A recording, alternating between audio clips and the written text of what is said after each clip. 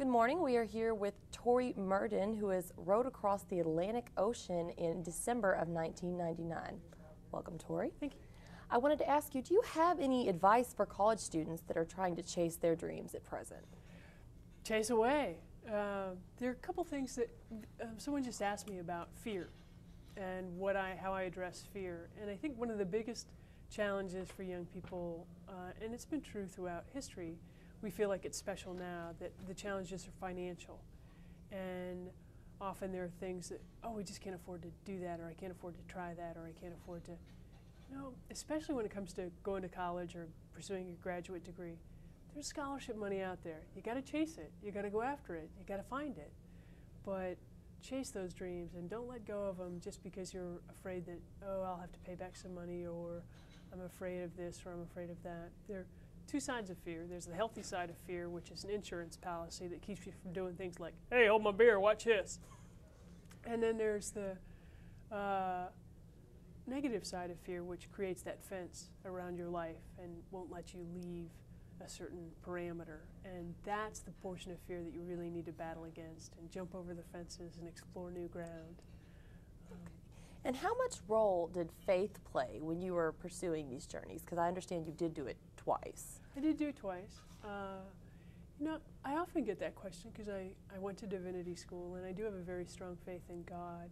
I went to the wrong divinity school, or I went to the wrong divinity school at the wrong time. I went to Harvard, and in the mid-'80s, they were very much in a post-Christian kind of funk, and were quite dedicated to destroying whatever faith in religious traditions a student had come in with. There were 60 people in my entering class, and only 2 of us got ordained. Oh, wow. Very strong in all the world religions, but not very good about respecting the faith you had when you came in. And so they sort of debunked all of Christianity for me, and I couldn't get ordained as a Presbyterian for just one simple word, only. To be ordained, I would have to say that Jesus Christ is the only Son of God. And I certainly believe Jesus is a Son of God. Mm-hmm. But there, I believe, were others, and that we are all children of God. So, boy, I hope you don't use that, because there are going to be a whole bunch of people coming after me. I also wanted to ask you, how did it feel finishing your journey for the second time, as you had been hit with inclement weather and things of that nature both times around? It was an uplifting sense. What was amazing about it was not so much my stepping out of the boat, having finished this thing. It was the stepping into the arms of friends and meeting back up with the people who helped me to achieve this dream. And the other thing I'd say to young people is, don't try to do it alone. Yes, I rowed across the Atlantic by myself, but I didn't do it alone. There were all kinds of folks who helped me achieve that. And the difference between my first row and my second row was how much I depended on other people.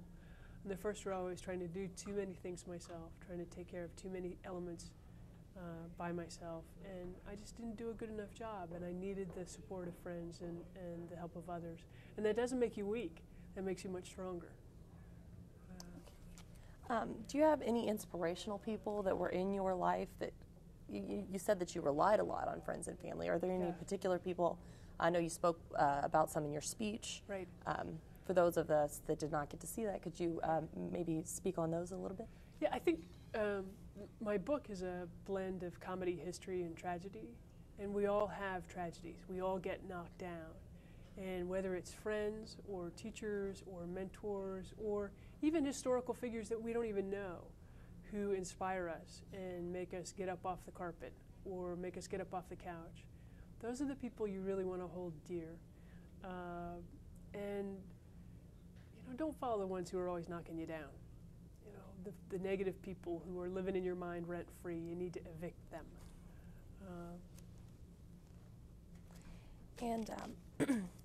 How does it feel to be back at your alma mater? I understand you did graduate with a law degree from the University of Louisville. I did. I was certainly not the best law student to ever come through the University of Louisville. I was described as a brilliant but erratic student of the law. I was not a devoted student of the law in the traditional sense. I was here for knowledge itself. I was not here so much to prepare to practice law. And it certainly shows, I think, my worst academic record is from the University of Louisville. And why do you think it's important to you to go around and share your story, traveling and even just locally to your alma mater and things like that? I don't feel drawn. You can't spend 3 months alone in a rowboat if you're not an introvert. So I don't feel compelled to go out and share my story, but people invite me, and the one sense of my faith that has remained strong is that passage from Luke, to whom much is given, much should be expected. And I owe the world a great deal. And so while I would like to be quietly behind my desk this morning, when I get an invitation to come and speak to a group, I feel like it is my obligation to do that as much as possible. Well, we're certainly glad to have you. And I wanted to ask, are there any future plans of trips you're taking or maybe another book to come? I'm going to go climbing in a couple of weeks in Patagonia with friends. And I think there is a book 10 years in my future. And there is a job for which I'm applying that I hope I get it. Thank you very much, Tori. We very much enjoyed having you. I'm Paige Quiggins at the University of Louisville Club for the Louisville Cardinal.